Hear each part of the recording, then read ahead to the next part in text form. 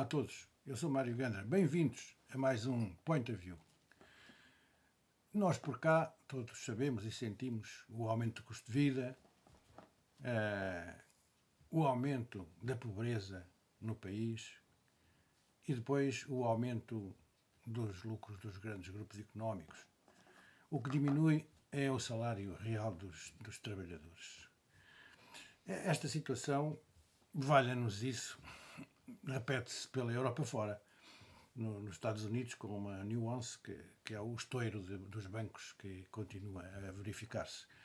A senhora Lagarde, que era antes chefe do FMI e agora o chefe do Banco Central, a chefe do Banco Central Europeu, diz que as taxas de juro ainda vão subir mais, mas apesar de tudo, mais devagar. Portanto, podemos estar descansados, mais devagar do que alguns outros altos responsáveis europeus, adeptos da política radical de empobrecimento da classe trabalhadora, gostariam. Um bocado ao jeito do tipo do ai, aguenta, aguenta, que nós conhecemos entre muros. A senhora Lagarde também reconhece a incapacidade do Banco Central Europeu para controlar a inflação, mesmo com as subidas das taxas de juros. E quando anunciou este último aumento dos juros, até avisou alguns países, entre os quais Portugal, como não podia deixar de ser, que deveriam suspender as ajudas governamentais para contrabalançar os altos preços da energia, porque isso tem efeitos negativos no controle da inflação. Mas, para além da regularidade destes fenómenos em toda a Europa, nós por cá dentro, vamos tendo algumas peculiaridades. Assistimos à confrangedora, para não dizer outra coisa, a recepção ao Presidente da República do Brasil, que é um país irmão, como todos sabemos, de grande interesse estratégico nacional. Depois foi a polémica da divulgação irregular de imagens captadas irregularmente com a gravação a difusão de conversas reservadas entre as três principais figuras do Estado nas instalações da Assembleia da República e agora mais ultimamente vem-se instalar nos meios de comunicação social uma lamentável telenovela em que os ainda mais lamentáveis episódios, a situação da TAP, que de resto está a procurar ser observada e investigada pela Comissão de Inquérito Parlamentar, pois todos esses episódios serviram para expor uma espécie de jogo de toque e foge, foge e toque entre Belém e São Bento, com ameaças de dissolução da Assembleia da República por parte do Presidente da República e com fincapés na autoridade do Primeiro-Ministro. E, entretanto, a verdade é que a TAP se mantém em situação crítica. Até se descobriu, ultimamente, que os cortes salariais a que os trabalhadores da TAP foram votados terão sido mesmo uma opção do governo português e não uma exigência de Bruxelas. Cortes às indemnizações milionárias de dirigentes, isso é que não houve. E, além disto tudo, o quadro completa-se, como creio que todos sentimos, com a degradação da qualidade dos serviços públicos. Isso é nítido, muito nítido, no Serviço Nacional de Saúde, talvez mais para o sul do que para o norte, mas em geral, e a qualidade da resposta pública do Estado vem piorando significativamente. E, entretanto, o Presidente da Assembleia da República promoveu uma visita parlamentar que alguns consideraram surpresa à Ucrânia. A imprensa, de resto, deu-lhe apenas uma relativa importância. Consta que o Presidente da Assembleia da República, que foi acompanhado de representantes dos grupos parlamentares do Partido Socialista, do PSD da IEL e do BE terá respondido a um convite oficial do seu homólogo ucraniano. Do programa desta visita, além de reuniões interparlamentares, constaram contactos com Zelensky, o presidente ucraniano, que, como sabemos, lidera um regime pró-nazi e que está cada vez mais enredado em manobras de alta corrupção, e também uma sessão comemorativa do Dia da Língua Portuguesa. A imprensa não deu assim muito relevo, mas eu penso que a esta visita devemos dedicar alguma atenção. Primeiro que tudo, a oportunidade. A visita dos deputados portugueses dá-se num momento em que em vários países, e isso até com várias matizes político-ideológicas, começa a não ser possível esconder aos meios de comunicação de massas, mesmo aos mais obedientes ao warfare norte-americano, o impacto de fissuras, de brechas que são cada vez mais nítidas, abertas no monopolismo das posições da União Europeia, que, de resto, e oficialmente, se mantém completamente seguidista do líder do outro lado do Atlântico. Essas brechas mostram-se na diferença de opiniões, começa a ser muito nítida relativamente, surgem, portanto, várias críticas e de vária ordem à política suicidária das sanções contra a Rússia. Se vê-se muito claramente no recente caso da importação do grão ucraniano em alguns países. E, fundamentalmente, e penso que isso seja o mais importante, parece estar a crescer a consciência de que é imprescindível para a própria Europa e para o mundo dar uma oportunidade à paz. O momento da guerra é um momento em que recrudesce ainda mais a violência. Com esta visita, portanto, o Estado português, através do seu segundo mais alto representante, ao invés de pugnar por essa via da paz, insiste na via conhecida, que é a via contrária à da paz. Dir-se-ia que poderia ao menos quedar-se numa posição mais neutral, sem dar tanto galhardete. Mas não.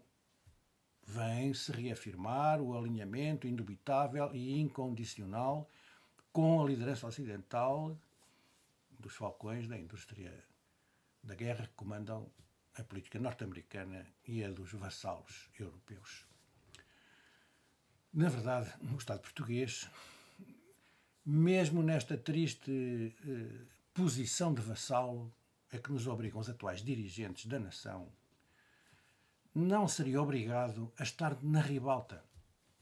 E não há nada a ganhar com isso. Pelo contrário. Mas não, o Presidente da Assembleia da República quis dar um arzinho da sua graça e lá foram à Ucrânia. Ainda quanto ao sentido da oportunidade, convém lembrar que no calendário da guerra na Ucrânia, o Presidente da Assembleia da República acertou em cheio,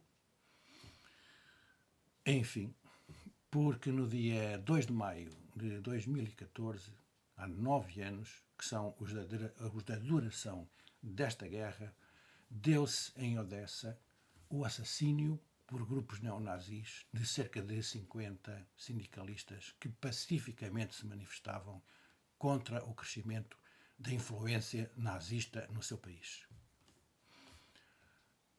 E como todos vimos, no dia 3 de maio, agora, mostrando como a situação da guerra está extremamente instável e altamente perigosa, deu-se a alegada tentativa de assassinato de Putin através de um ataque de drones sobre o Kremlin. E isso poderia ter desencadeado imediatamente uma resposta russa sobre Kiev, que poderia ter sido completamente destrutiva e em Kiev estavam os deputados portugueses com o Sr. Presidente da Assembleia da República.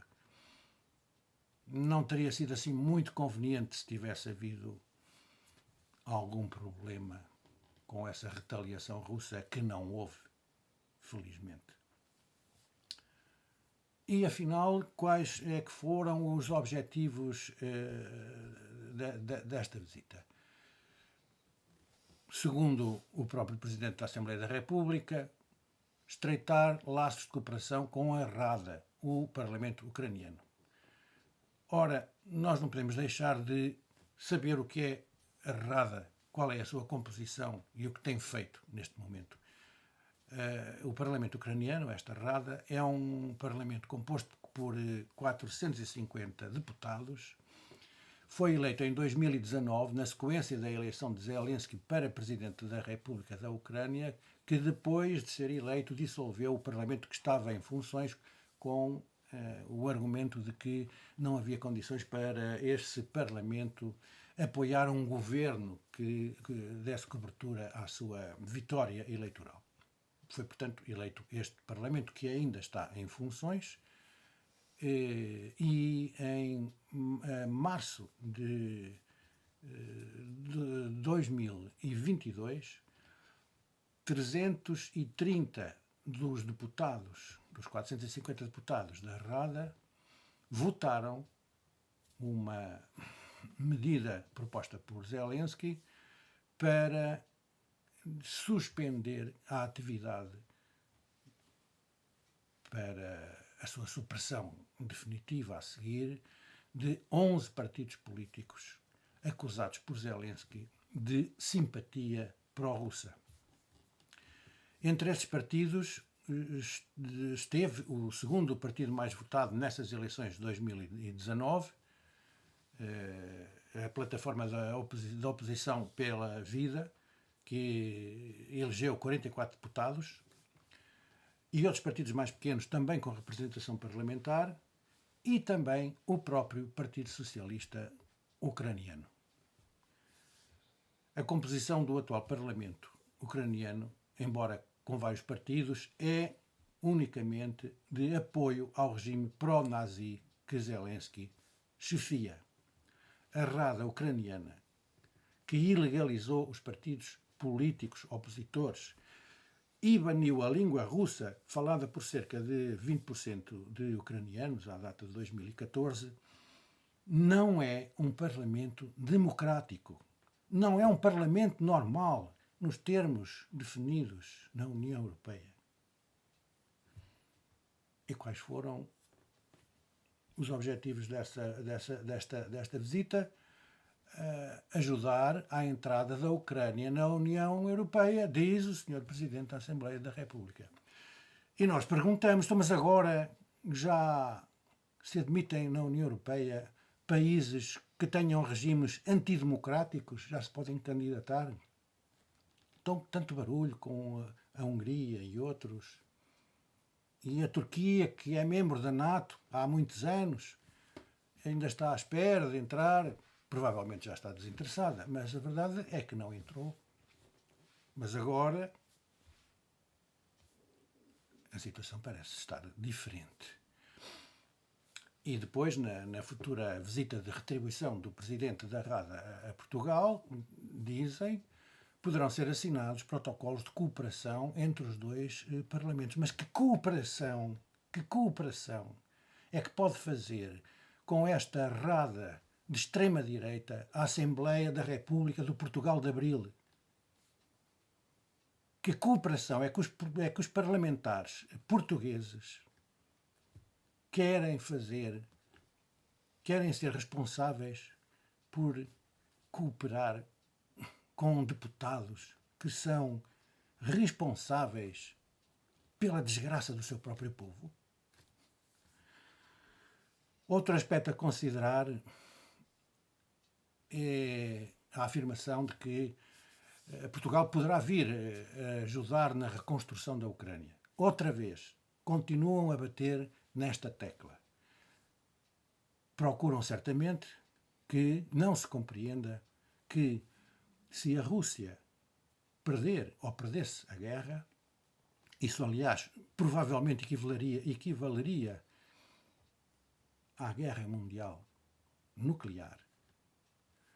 Não serão os países da União Europeia os principais beneficiários dessa reconstrução da Europa, ou não seriam? Seria quem? A BlackRock, porque o Sr. Zelensky já lhe vendeu tudo aquilo que pode vir a ter interesse futuro de uma Ucrânia que ninguém sabe como é que se vai definir nos próximos tempos.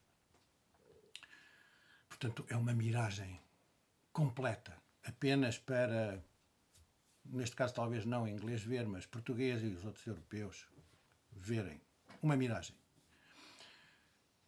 Outro objetivo desta visita parlamentar foi comemorar em terras ucranianas o Dia da Língua Portuguesa. Nada mais positivo, aparentemente, a não ser o facto de nada se ter dito em português correto, alto e bom som, como competiria a representantes da Assembleia da República de Portugal, nada se ter dito acerca da proibição fascista da língua russa. Proibição essa que foi sancionada por esta Rada, por este Parlamento ucraniano, que o Sr. Presidente da Assembleia da República quer estreitar no relacionamento com a nossa Assembleia da República. Uma última nota. Há quem defenda que, para além do equilíbrio constitucional entre as funções dos diferentes órgãos de soberania, é a Assembleia da República, a que se chama a Casa da Democracia, que detém, na percepção popular, um mais forte caráter democrático. É aí que melhor se espelha o espectro partidário nacional.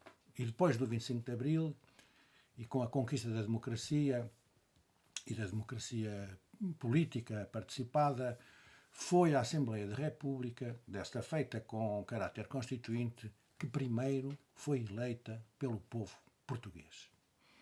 Como sabemos, é possível que na mesma legislatura da Assembleia da República pode até haver vários governos e até governos de diferentes composições partidárias. Mas a Assembleia da República eleita determina-se pela vontade popular ampla e democraticamente estabelecida. Deste ponto de vista, uma visita oficial da Assembleia da República tem um valor simbólico e democrático mais grave, mais comprometedor do povo português do que, pelo menos, algumas das ações do governo. É importante que, neste momento, os portugueses todos reflitam na nossa vida política dentro e fora do país. É preciso perguntar aos filiados e simpatizantes do Partido Socialista se querem mesmo que o seu partido se una àqueles que na Ucrânia cancelaram os seus congêneres. No PSD, há gente antifascista, que eu conheço pessoalmente, que quer, como recentemente disse o seu mais antigo fundador vivo, um Partido Social Democrático de centro-esquerda, que recusa alianças com o Chega. E será que com a extrema-direita ucraniana já pode haver alianças? Quanto ao Bloco de Esquerda, que em tempos se dispensou de participar numa visita parlamentar a Cuba e agora foi a correr à excitante e perigosa visita à Ucrânia, que dizer?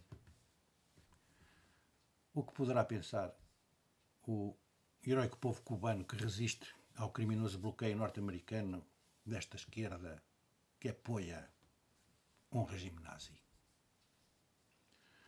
No dia da gravação deste vídeo, 9 de maio, comemora-se a vitória sobre o nazismo de Hitler, que encerrou a Segunda Guerra Mundial, que foi a mais sangrenta da história da humanidade. A União Soviética, de que é a herdeira a Federação Russa, contribuiu decisivamente para a libertação da Europa e do mundo. Contribuiu com um sacrifício de mais de 27 milhões de vidas. Mais nenhum povo deu tanto pela liberdade. Um pouco de respeito e gratidão não ficariam mal a nenhum democrata.